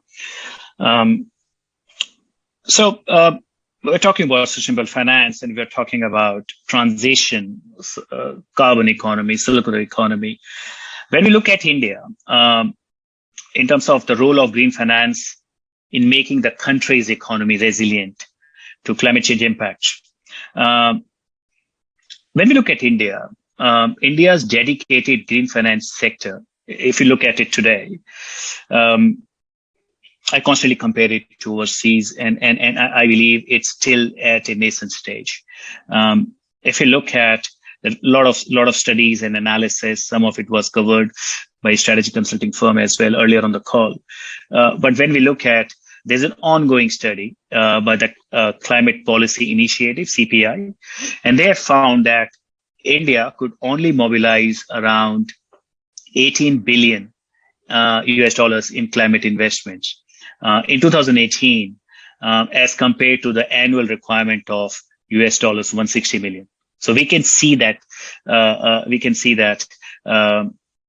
the gap. So India needs to at least mobilize 9 times its current rate in order to achieve net zero by 2070, which has been announced by the government, right? A lot of these, every single country is coming up from 2050, 2060, 2070 targets.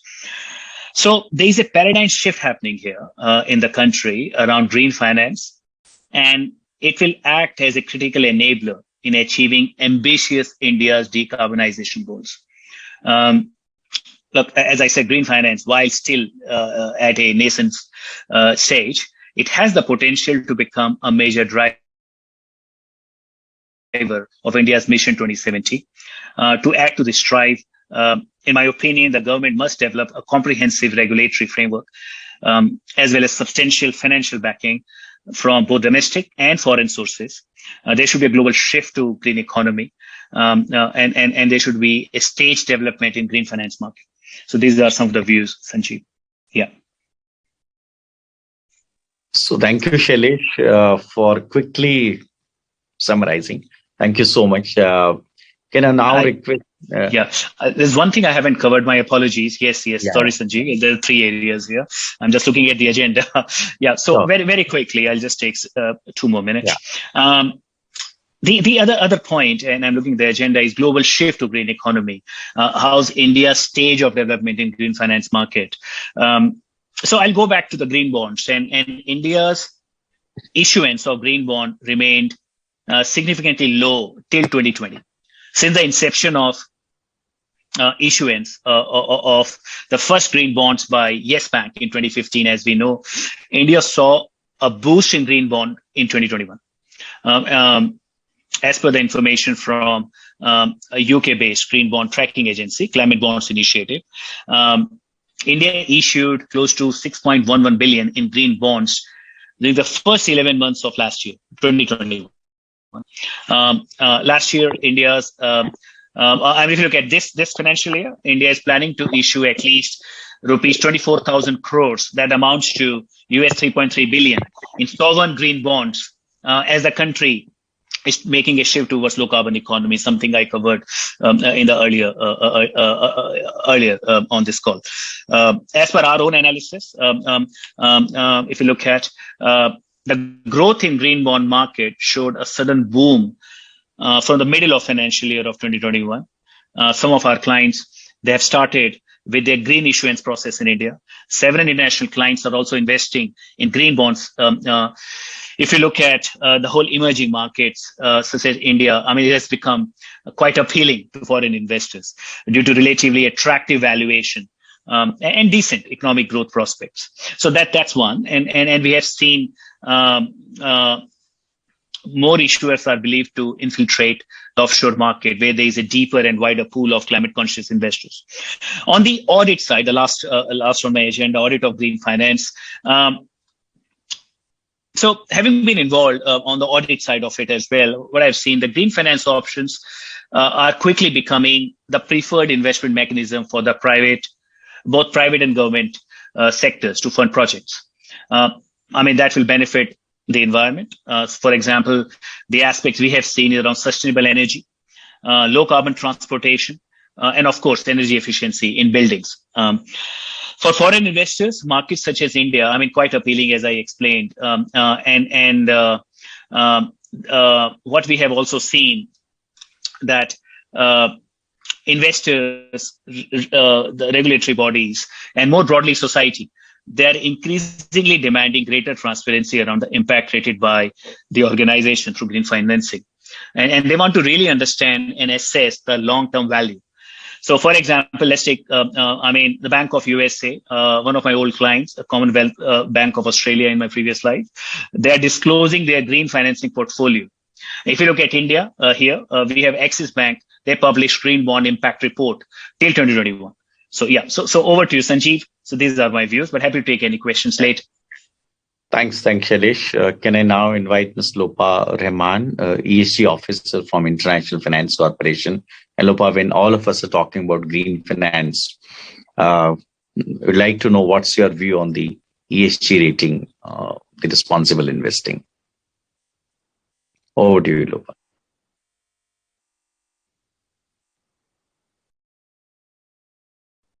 Thank you so much, and really appreciate the Institute of Chartered Accountants of India and Sustainability Reporting Standards Board for inviting me to speak. And again, congratulations on setting up this board. I guess is the first such body to be established by any professional institute, globally. So thank you for this opportunity. I would be speaking from the perspective of the investor, and as many of you would know, IFC is the investment arm of the World Bank Group and the largest global development financial institutions that focus solely on private sector development. So how do we use ESG, and what other matrix that we are using is what I'd like to share with you today. So in FY20 globally, IFC had around 21.9 billion of investment in long-term investments. And out of that, $11 billion was IFC's own account, and we helped to mobilize around another $11 billion from other investors. So other investors have a lot of confidence in the way we do our due diligence and the way we measure our risks to investment. We also have a very strong target for climate-related investment. So 25% of the IFC's advisory programs are climate-related. At the same time, we have a commitment of increasing our climate-related investment to 28% over the next 5 years.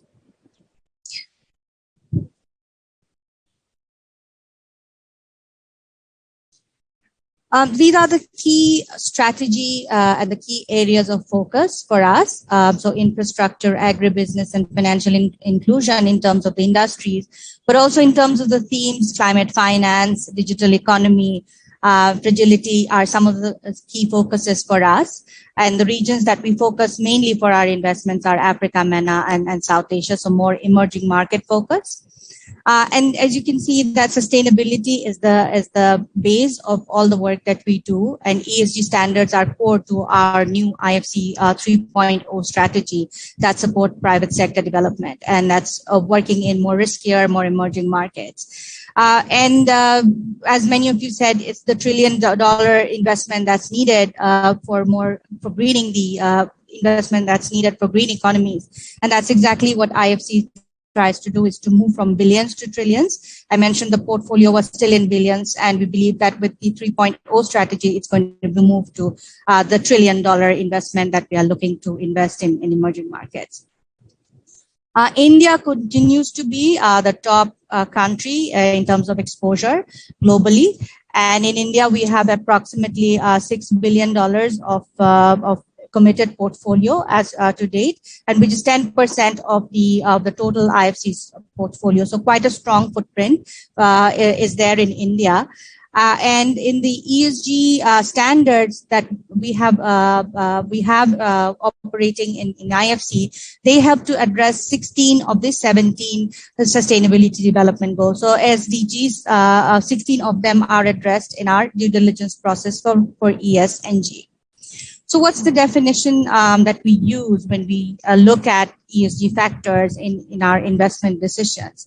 So for environmental issues, we look at the potential or actual changes to physical or natural environments, such as pollution, biodiversity impacts, carbon emission, climate change, and the use of natural resources. For social issues, we look at potential or actual changes on the surrounding community as well as the internal workers, the people that are working in the organization. So health and safety issues, supply chain, diversity and inclusion issues, and with COVID-19, health and safety issues have become quite critical and important. On the governance side, we look at the corporate governance structures, processes, how companies are directed and controlled. We look at the board structure. We look at the diversity on the board as well, and the ethical conduct of the board, risk management, how these are dealt with. The disclosure and transparency of the companies, and we look at the governance of environmental social issues as well. So as an organization, we have also integrated our environmental, social, and the governance standards that we used to use. Previously, it was our corporate governance team and the ENS team were separate, and we would do our separate due diligence, but now we've integrated those two in one ESG standard. So we also look at the governance of environmental social issues. So how are these issues looked at from the board? So these are not left up to the managers, but there is a policy at the top and there's a strong tone at the top. And in terms of the ESG standards, we have what is called the IFC performance standards. And for corporate governance, we have the IFC's corporate governance methodology, which I'll elaborate a little bit in the next slide. So on the performance standards, we have there are 8 performance standards that we use, and these are also global benchmarks, and they are directed towards the clients, providing guidance on how to identify risks and impacts, and are designed to help avoid, mitigate, and manage risks and also the impacts as a way of doing business in a sustainable way, including stakeholder engagement and disclosure obligations of the clients. Together, the 8 performance standards establish standards that the client is to meet throughout the life of an IFC investment. And we also do every 6 months a supervision to see how the client is actually following on these performance standards. There was also a question asked whether, does doing good also lead to good business? And within our own portfolio of companies, we've also seen that the companies that there is a strong business case for environmental, social, and governance. Companies having better performance on ESG issues also have better financial performance. A study of 656 companies within the IFC portfolio found that companies with good ENS performance tend to outperform clients that do not have better ESG performance by 210 basis points, and they are higher on return on equity and return on assets. We've also seen that during the pandemic, companies that had better ESG practices were also more resilient, and they also came out stronger after the pandemic. So these are the 8 performance standards, and you can see that there are labor issues that we look at resource efficiency, protecting workers, but also biodiversity issues, protecting the rights of indigenous population and protecting the culture. So prior to any kind of investment that IFC gets into, all of these standards will be looked at, will be assessed, and will identify what are the risks to IFC investment. Sometimes we'll put in conditions that the client will need to follow, and sometimes it could be a deal breaker. So if there's a serious ENS issue, then it certainly leads to no deal happening at all. So that's how serious IFC looks at these ENS issues. On the governance side, there are 6 key risk assessments that we conduct. So this we evaluate the performance of the corporate governance, and it's a continuous progress. So it's not necessarily a box ticking exercise, but we look at where the organization is at the moment on their governance stage, and what are the things that they need to implement to go from one stage to the other. And this methodology is common for other 35 development financial institutions, other DFIs. So whenever they would do an investment, they would also be using the same framework. for their due diligence. So like I said, that the mobilization from other investors also becomes much easier because we are using a common framework for our due diligence process. So other DFIs like CDC or FMO or other development banks would have that much comfort on the IFC's due diligence process. So those were the factors that we take into consideration whenever there is an internal investment happening. So we look at the environmental social risks, and we have a scoring mechanism by way of which we measure whether it's high risk, and there's a score given to the client, and also environmental social improvement plan or an action plan that the client needs to undergo. And any client that has been a partner of IFC know that it can be very painful, but at the end of the day, it's huge value add to the client themselves because we enter into long-term partnership. We're not there for the short term. So we really, breed sustainability whenever in any of our work, whether it's advisory or it's investment. So that was part of the investment work.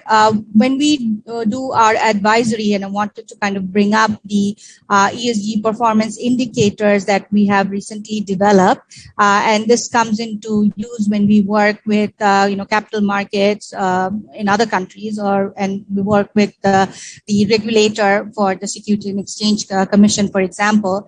And these are the integrated ESG performance indicators that capital markets can use, and these are, again, the scoring is based on whatever is publicly disclosed. For our own internal assessment, when we do the investment and it's a risk assessment, then what we look at is it's disclosed information, but also we do dig deeper into the client. We ask questions, we do a very thorough due diligence. The appraisal process can be quite long, and we ask a lot of internal information. But the tool that we have here on the performance indicators is something that can be used for what is disclosed externally by any organization. And these are separate whether it's a financial institution or it's a non-financial, it's not a bank or a financial institutions, because for the ENS, it can be sector specific. So different sector companies will have different kind of ENS risks. For a bank, biodiversity issues may not be important, but for manufacturing would be quite critical and important.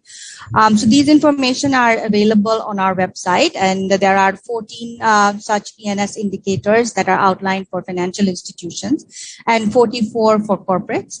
On the corporate governance side, we have 21 indicators with different risk rating.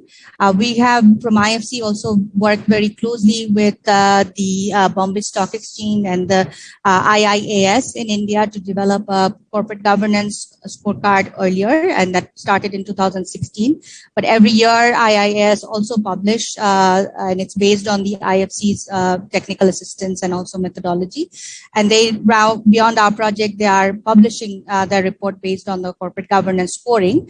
And we hope that it'll, again, given the trend, it can easily transition into an ESG performance indicator in the future, which investors find very useful, and also institutional investors find very useful when they're going into investing in a company or any country as well.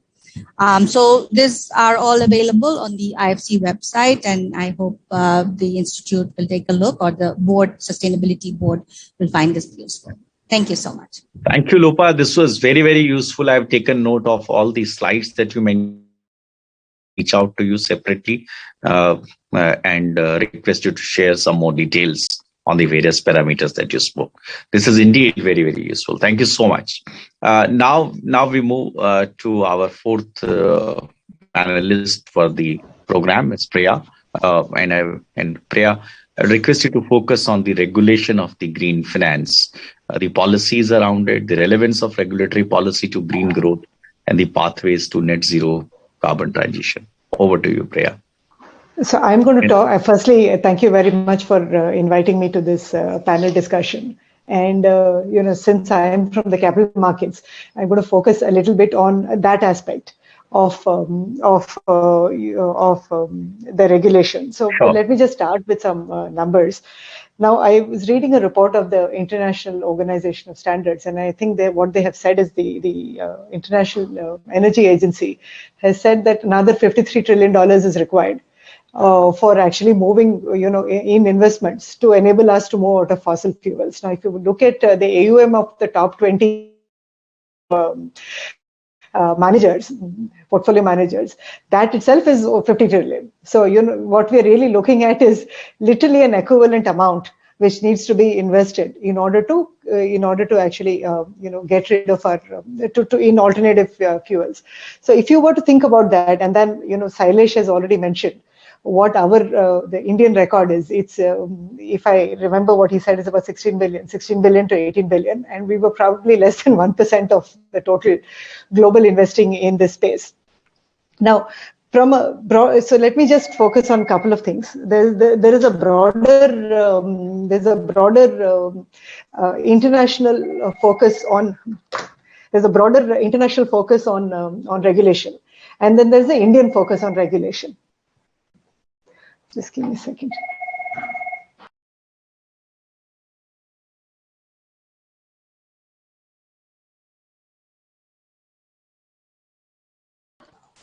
Sorry for the interruption. So the way I think about regulation is regulation doesn't necessarily mean stopping somebody from doing something. And you spoke about the pathway also. It's also trying to see how to develop this market in the first place with the guardrails in place. So if for example, there are practices that actually greenwashing would be one example, which is not necessarily proceeding in the way that one would like like that pathway to proceed, then you come back and sort of stop certain things. Or what I understand is both the US and EU are taking action against the big oil producers, whether it's Exxon, whether it's Shell, whether it's somebody else, in terms of the investments, the projects that they are calling as environmental friendly, which may or may not necessarily meet the standards of disclosures and so on. Plus, so the way I look at regulation, as I just said, is in two ways. One is how will you put the necessary guardrails and actually make people invest in green finance, and therefore when they're investing in green finance, is it truly green finance? So you're talking about disclosures, you're talking about certain other measures. And then and the second is where the enforcement, supervision and enforcement side, where if certain things are not going the way the regulators would like,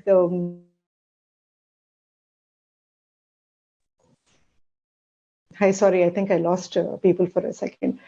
Then you sort of come back and take action. So let me focus on the first side first. So in terms of the disclosures and the pathway, I think David already spoke about some of the work that is happening from ISSB. There's a document that IOSCO has come up with less than a month ago, which actually says that they're watching this process very closely, the ISSB process of standardization. And the fact that they're going to watch it closely and they're going to then recommend certain things which for their own members. So that might be a useful pathway for all the regulators. If IOSCO were to make that recommendation, that might be a very useful pathway for all the regulators to see what they need to do in their individual jurisdictions, whether it is in terms of disclosures, whether it's in terms of enforcement and supervision, and so on and so forth. So we actually await what IOSCO is going to come up with on the back of ISSB report. So that's one part. The second part is SEBI itself. So again, I think David referred to this already, that SEBI wants to do a little more things in the sustainability space. So they've already come back with the BRSR consultation paper. And they've made certain things mandatory already, which is from next year. Certain sustainability metrics are going to be made mandatory. Certain leadership indicators are still going to remain voluntary. But sooner or later, that's certainly going to become mandatory. I think 22-23 will be voluntary. Then going forward, I expect that that will become mandatory.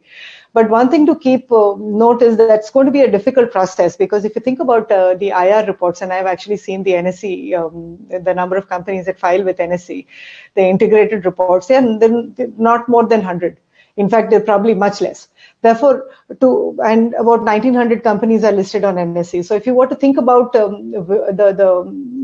journey that needs to be crossed by Indian corporates, that's going to be quite a journey, because you're really looking at a much lower acceptability.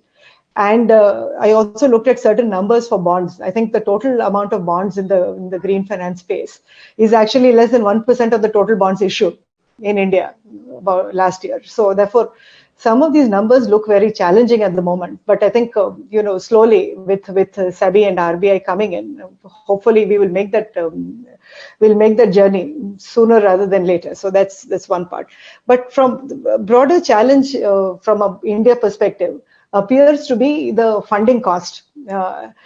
What I understand is that the funding cost abroad is much smaller. The spreads are smaller when it comes to green financing, but that doesn't seem to be the case in India. So that's also going to be one challenge, surely, for people to actually issue those green bonds. Some progress seems to have been made, at least from a bank finance, where RBI has sort of allowed priority sector lending when you're actually lending to the sector, the alternative fuel sector.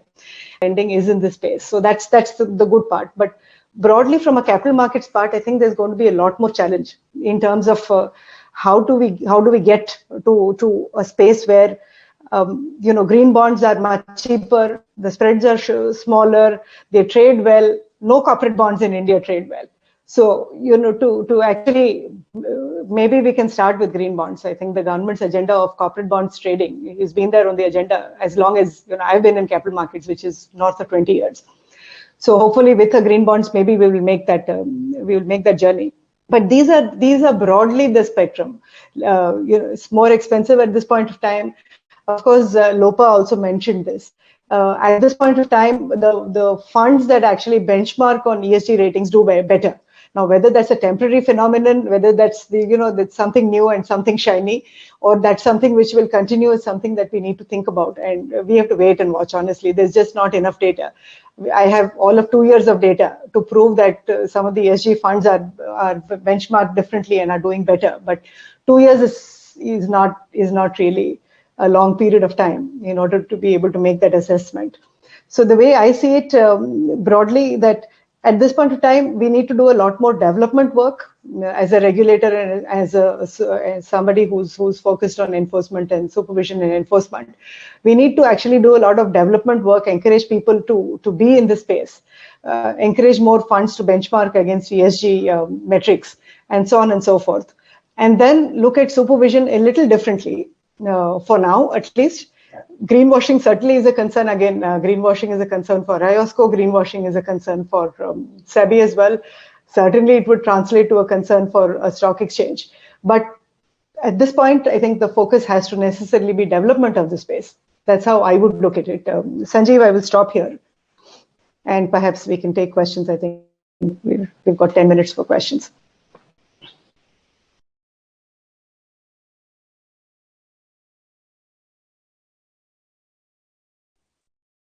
Hello. Yes, Priya ma'am, you have completed, I hope. Yeah, I did. Could you hear me?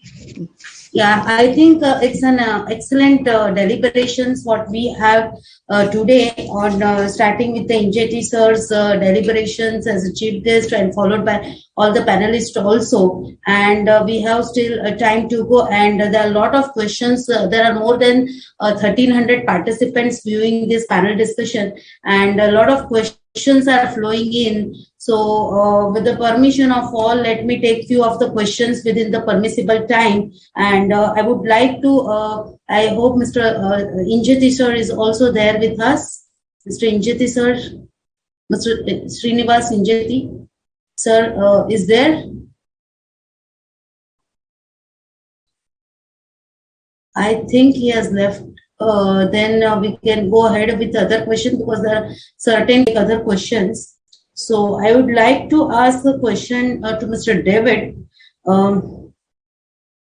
Mr. David, there is a question for you, and which is asking, what should be the role of chartered accountants and the professional accountants in ESG domain? certification or advisory or audit or compliance or everything, or what in your view the role of the chartered accountants will be? Well, I like that question because working for IFAC, it gives me an opportunity to, I think, boast a little bit about how important we think the role of professional accountants are in absolutely all of those areas, right? So I tried to touch on that a little bit in talking about green bond issuance, where I think that whether it's green bond issuance or whether it's sustainability more broadly, professional accountants in the corporate finance function need to be part of the sustainability of ESG initiatives within companies, right? Breaking down those barriers between information silos of ESG experts and finance experts, right? And helping a company inside the company bring together the financial and the non-financial information. And I think professional accountants have to be part of that solution. And then if a company is thinking that way and making decisions that way internally at the board, at management, day to day, then I think companies will want to tell that story. It won't be an obligation. It'll be something they proactively want to do in the way that they report to investors and stakeholders. And obviously, chartered accountants are part of the corporate reporting process, right? So whether it's an integrated report, which has a huge uptake in India, or corporate sustainability reports, or whether it's the section of the MD&A in an annual report that talks about how decisions are being made and the combination of sustainability and financial factors, right? And if the reporting is happening that way, then I think it is just natural that the assurance of what the companies report will take an interconnected approach as well. So in our work last year on sustainability assurance, I mentioned it in my remarks, we looked at 1,400 companies. A lot of companies report, only about half, 51%, are getting assurance. We are updating those figures this year. We expect it to continue to go up. Professional accountants seem to have about 2/3 market share in terms of audit firms doing that assurance work, but there is no mandate in various jurisdictions. There's the opportunity. We must step up and win this business, and we must do it by demonstrating value to clients. And our work last year, our engagement around the world suggests that if auditors can bring an interconnected approach between understanding the company financially, which they always have, and also being able to integrate into the audit and the assurance engagement, understanding of sustainability, that's a value-added service that companies will be willing to pay for because it adds value to investors and all stakeholders. So I think professional accountants are absolutely key through all parts of the value chain in corporate reporting. Very well said. And as such, Priya Madam has also said about there is a huge requirement for integrated reporting also. And so there is a huge, I can say, from the deliberation, I can understand there is a lot of opportunities in these area and in all the areas as a chartered accountant also. So now coming to Ms. Lopa, the question for you. Carbon credits provided an incentive for renewable energy capex, and whether the ESG rating will enable companies to access higher volume of funds at lower rate of interest, and whether ESG rating will provide a motivation for compliance and disincentive for those who do not follow the rules of game. Thank you. It's a very good question. So I'll answer the second one first, that yes, it will definitely provide a motivation for companies to follow, good ESG standards. But at the same time, the way we work with companies is that whenever there's the appraisal is done, and we look at clients and we find that they have certain gaps. So what we do is we ask them to, improve upon those. So if there is a pollution that's happening, if they are working in areas where they are harming the environment, or the setting up of a certain factory can then, displace a lot of people, what we will ask them to do is to ensure that they have a risk management system in place and there are mitigants that they put in place. So initially for the companies, it would look like this is expensive. So, why am I going to invest in such a thing? I'm trying to set up a plant. I'm trying to manage my business, but why do I have to invest in ESG? So on the initial stage, it will look like this is expensive for the organization, but on the longer run, once they start working with us, they see the benefits of that.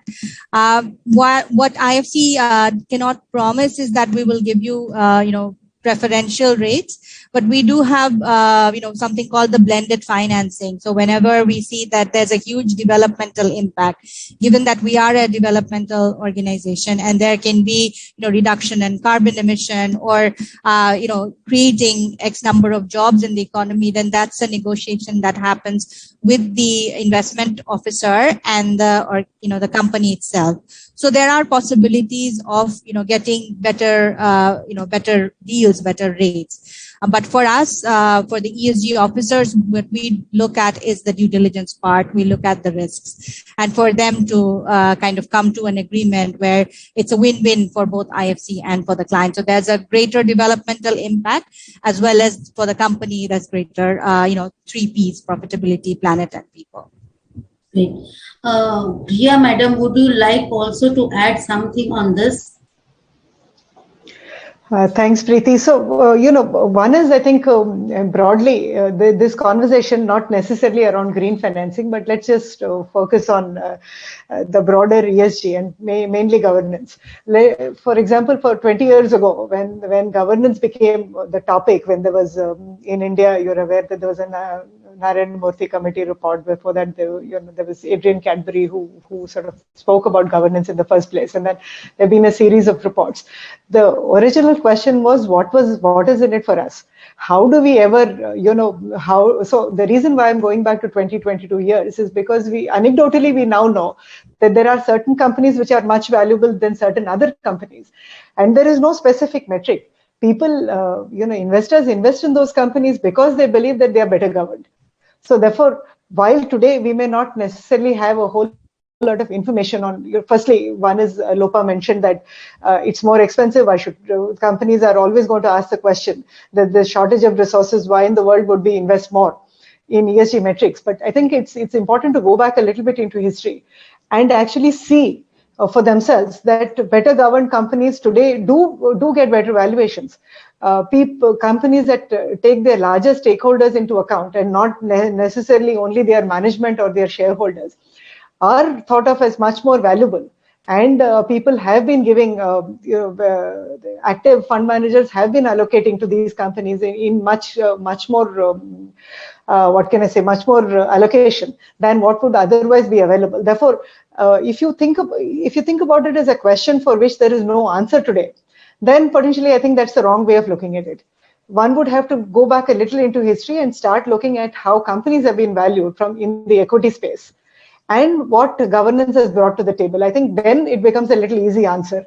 It is not necessarily, except for certain situations in certain countries and in specific situations within certain countries, where concessional lending might be required to push a particular sector forward, because that might then have a concentric effect and sort of lead to much greater returns than just that 1% or 2% reduction in rate.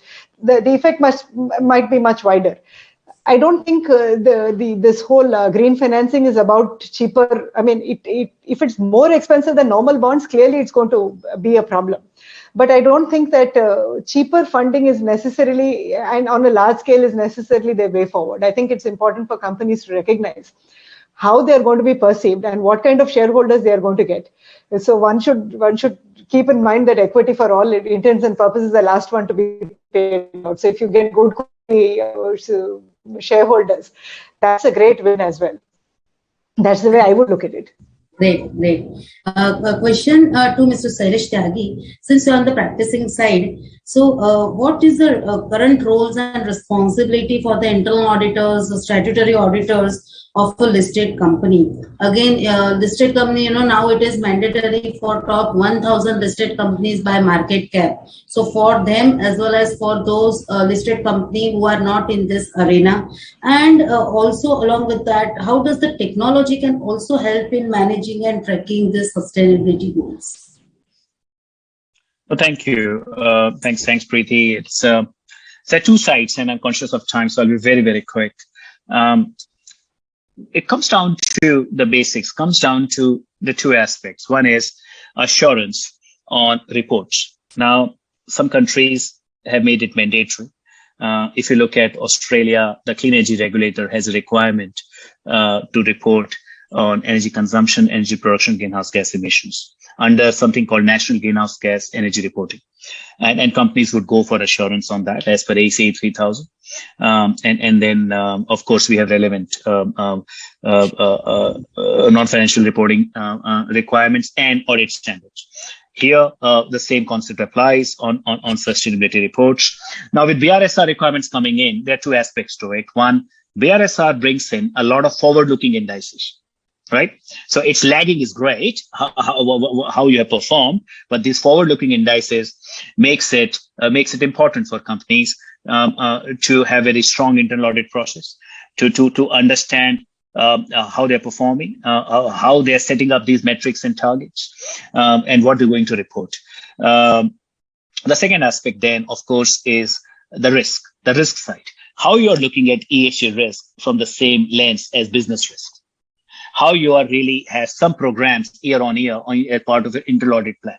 I just give you one example. We had bushfire management as one of the aspects I should look at a lot back home every year as part of internal audit and safety and others. So these are the things which I can bring, but I would like to talk more about it, but just conscious of time. So over to you, Preeti. Thank you. Great, thank you. And you can close the screen also now. Correct, great. So, friends, all of us have seen that extremely value-added discussions what has happened today. Starting with Mr. Incheti, what he has said about the opportunities to the CAs to contribute immediately on this cause, and the auditors are the gatekeepers for the performance and the amount, transition finance, the new concept which we understood, and which is the more than the green operations. The $17 trillion investments are the requirement, and for the climate and this SDG initiatives, and the lot of deliberations has the global good has been deliberated by Mr. Incheti Srinivas, and followed by Mr. Sailesh Tyagi, who has actually made us understood about the difference between the sustainable investing and sustainable financing, that is the investment equity and the bonds, the public traded equities as well as the bonds. The EU taxonomy is an advanced stage, and the environment sustainable economic activities is the 1/6 of the environment objectives, and ESG performance and indices, the rating agencies criteria and the scoring and the communications about it, and actually what are the issues we are facing on ESG rating, and we want that at par because the ESG rating, if it is required, it should be comparable at the global level it will be then easily available to the investors to do the same. Again, Mr. David has, how the IFAC supports the establishment of ISSB, and the importance of this information is the key, and the public interest and the better returns for the sustainability and the climate, and the role of the professionals, and that is which will bring the integrity for the sustainable finance. And $1 trillion the sustainable debt market, and he has very well explained us about the sustainable building blocks also, which are focused in two different ways, and the public interest responsibilities, and he has said that the chartered accountants has the relevant skills and the enablers of the high quality sessions and the useful ESG information. And you have to be very proactive in the effects of the climate changes and breakdown of the finance versus ESG. And this all and concluded with the accelerate sustainability, and which is a really a great value added information shared by Mr. David. Again, Lopa has also explained us how the World Bank is actually looking at it and also financing and they are doing this ESG rating, the responsible investing, and what are the IFC strategies and key focus areas, and what are the ESG standards, and what are the strong tone has been set up at the top with the 8 performance standards and the global benchmark. And Ms. Priya from National Stock Exchange actually shown the requirement for the professionals as this is a growing opportunity, and as such it is mandatorily required now, but she has shown the concern that less than 100 companies are actually reporting this integrated reporting, and then green bonds have total less than 1% of the total bonds, and going onwards there's a huge requirement and huge demand. So from the